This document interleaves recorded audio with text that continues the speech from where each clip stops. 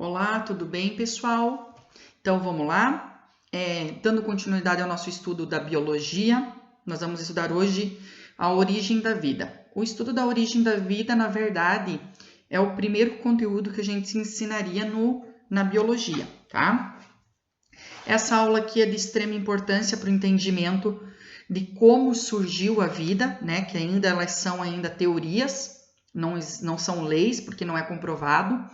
E também como que surgiu o primeiro ser vivo. Nós vamos ter as hipóteses de como que a vida surgiu, né? E como que surgiu o primeiro ser vivo. E aí, de acordo com isso, lá do início do estudo, a primeira coisa que nós vamos ter dentro do ensino da origem da vida é a compreensão da abiogênese e da biogênese. A abiogênese, como o próprio nome diz, é uma teoria, uma vertente aí que explica que a vida surgiu da matéria inanimada, que um ser vivo não vem de um ser vivo pré-existente, né? Houve até receita aí para criar ratos que foram realizadas aí por alguns dos defensores da abiogênese.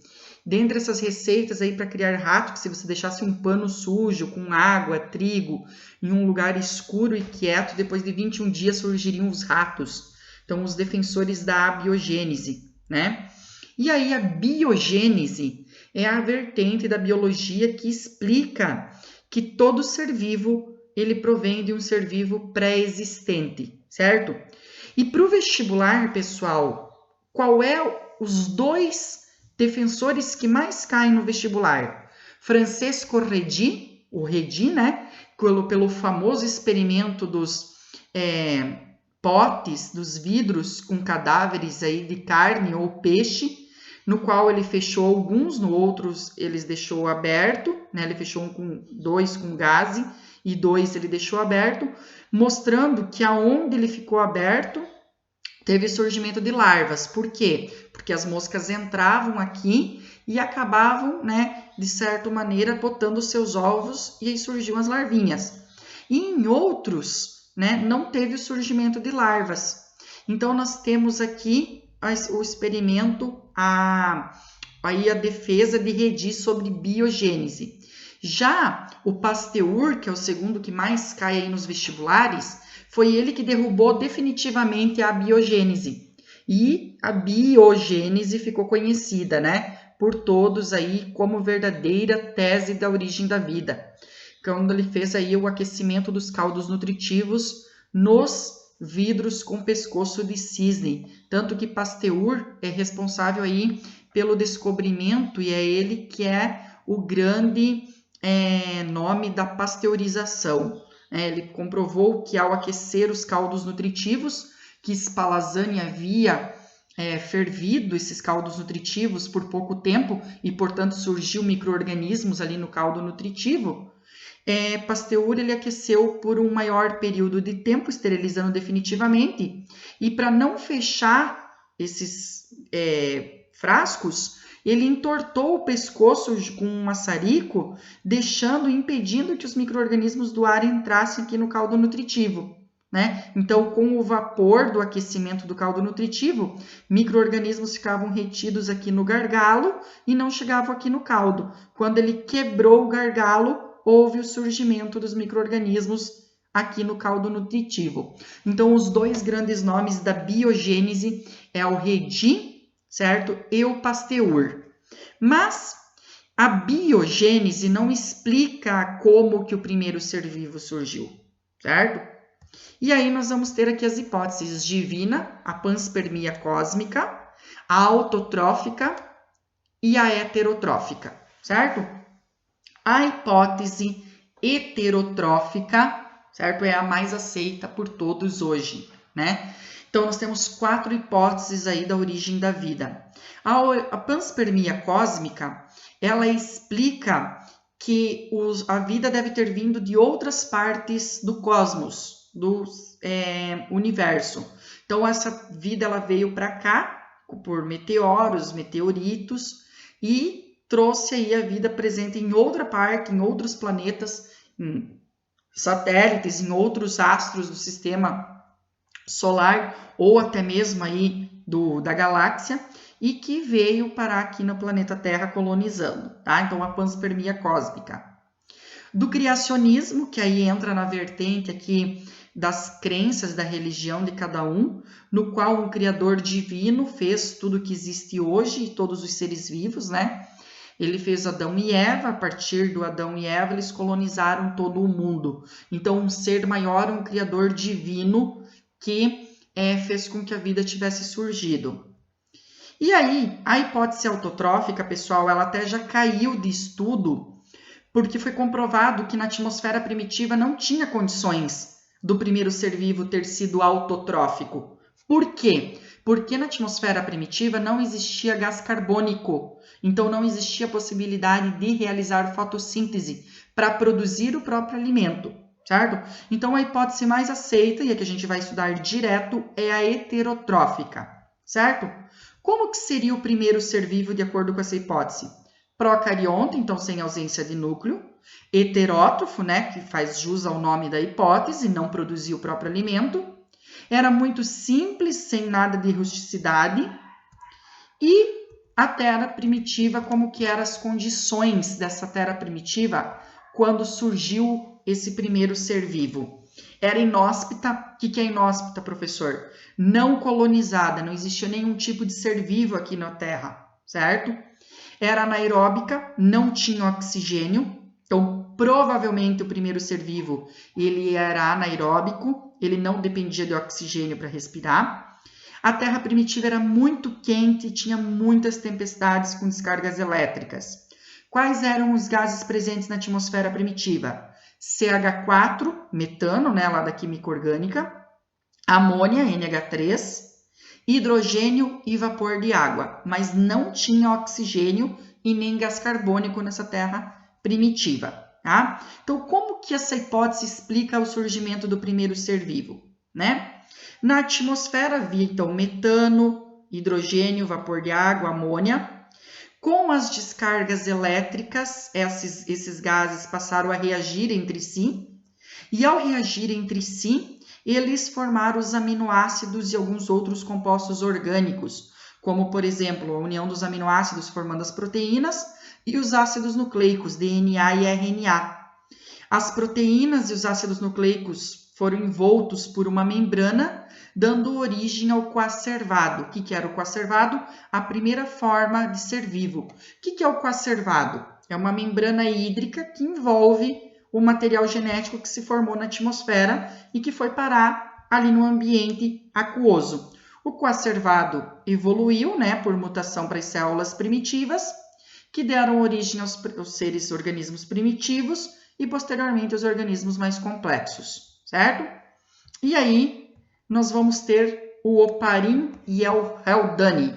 O Oparin e Haldane foram os dois primeiros cientistas que explicaram a hipótese heterotrófica de acordo com as condições e o cenário da atmosfera primitiva. Então, como que era a nossa atmosfera primitiva lá antigamente, certo? Nós tínhamos ali um ambiente muito quente, né? Ó, a presença aqui de monóxido de carbono, mas não de dióxido de carbono, da amônia, né? Os mares primitivos, porque havia muita tempestade. E aí, devido às tempestades, esses gases aqui colidiram e formaram aqui as primeiras substâncias orgânicas que foram para a água. Escoaram aqui, né, da litosfera para a água, e aí surgem os coacervados. Como que os coacervados se alimentavam? Os coacervados, eles realizavam fermentação.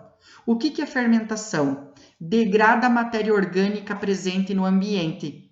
Então, aqui, os oceanos, os mares primitivos eram verdadeiras sopas orgânicas, contendo muita proteína, muito material orgânico. E aí, os coacervados degradavam essa matéria orgânica e no processo de degradação da matéria orgânica, que é a fermentação, surge quem? O gás carbônico. Então, o gás carbônico não existia, mas com o surgimento dos coacervados surge aqui as primeiras moléculas de gás carbônico.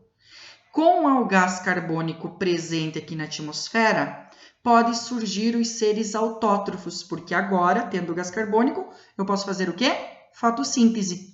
Com o surgimento dos seres autótrofos, o que a fotossíntese libera? oxigênio. Se a gente pensar lá na fotossíntese, você tem o gás carbônico mais água, produz glicose, que é o nutriente, né, para o ser fotossintetizante, e libera oxigênio. Então, agora eu tenho o oxigênio na atmosfera. Então, vai surgir os seres quem? Aeróbicos. Então, o primeiro ser vivo, né, provavelmente ele era anaeróbico, né, fazia fermentação e foi chamado de coacervado.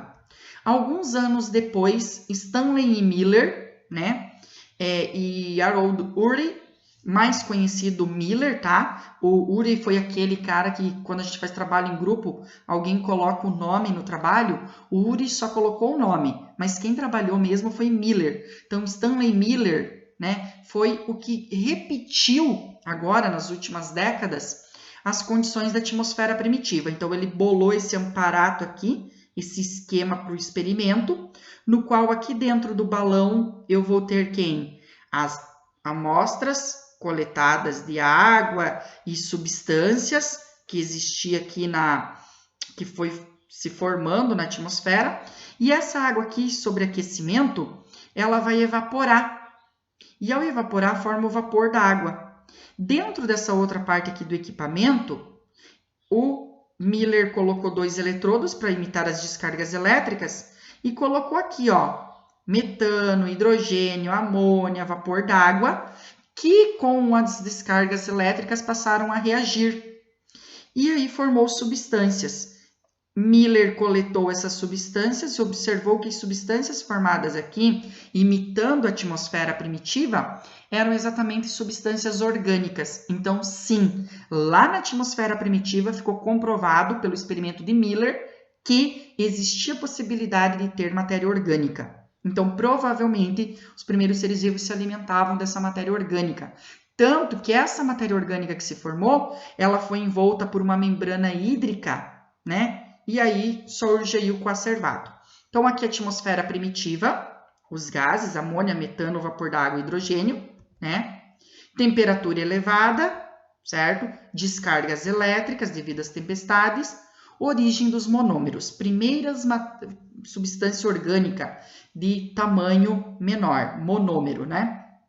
Caem sobre a litosfera. Com a diminuição da temperatura, a água se acumula e forma o oceano primitivo. Os monômeros seguem da litosfera para a água. Eles se aglomeram e são envolvidos por uma pseudomembrana hídrica. É originado o coacervado. Então, ó, condição da atmosfera primitiva, calor e descarga elétrica, forma os monômeros, aqui ó, as bolinhas sendo a matéria orgânica, que ela é envolta por essa membrana hídrica e dá origem aqui ao coacervado. Então, coacervado era um aglomerado de moléculas orgânicas envolto por uma pseudomembrana hídrica, aqui o coacervado, membrana hídrica, e aí ele vai evoluir, vai mutar e dar origem à primeira célula. Isso de acordo com quem? Com a hipótese heterotrófica, tá? Então, a evolução bioenergética. Eu tinha um ser procarionte, ele era heterótrofo, se alimentava da matéria orgânica presente no ambiente, fazia fermentação. O ambiente era anaeróbico, não tinha oxigênio, né? Realizava fermentação, o que vai liberar CO2 na atmosfera, né? O processo de fermentação libera gás carbônico. Proporcionou uma atmosfera rica em gás carbônico e uma crise de alimentos, o que obrigou aqueles seres vivos a ter que fazer o quê? Algum processo de produção do próprio alimento, né? Possibilita, então, o surgimento dos seres fotossintetizantes e autótrofos. Então, o primeiro ser vivo era como? Comprovado que a atmosfera primitiva não havia oxigênio, o primeiro ser vivo era heterótrofo, fazia fermentação, certo?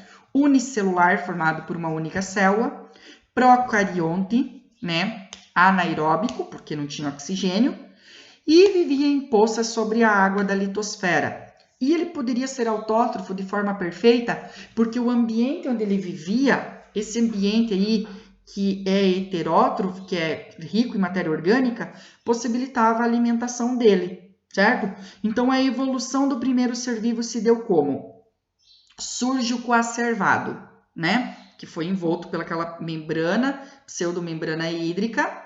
Esse coacervado, ele era heterótrofo, né? Ele se alimentava da matéria orgânica presente nos lagos, nos oceanos onde ele vivia.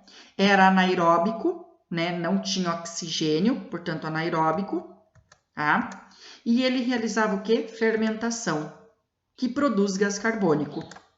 Tendo gás carbônico, vai surgir quem? Os autótrofos, porque eles podem agora fazer fotossíntese. No entanto, ainda não tem oxigênio.